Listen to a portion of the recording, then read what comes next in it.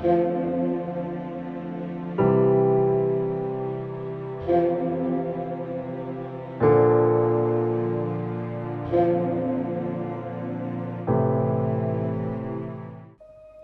मुक़द्दस में से हमारे लिए आज की तलावत रसूलों के अमाल 13वां बाब 26वीं से 33वीं आयत।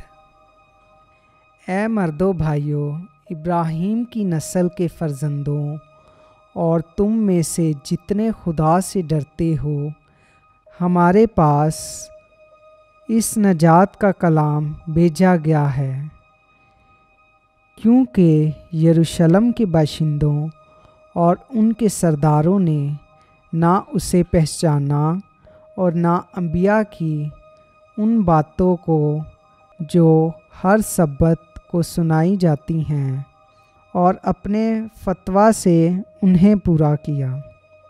और अगरचा उसके कत्ल का कोई सबब ना पाया, तो भी पिलातूस से दरख्वास्त की कि वो कत्ल किया जाए। और जब वो सब कुछ पूरा कर चुका जो उसके हक़ में लिखा है, तो वो काट पर से उतारा और कब्र में रखा गया। लेकिन खुदा ने उसे मुर्दों में से ज़िंदा किया, और वो बहुत दिनों तक उन्हें दिखाई दिया जो उसके साथ जलील से यरूशलेम में आए थे। उम्मत के सामने अब यही उसके गवाह हैं।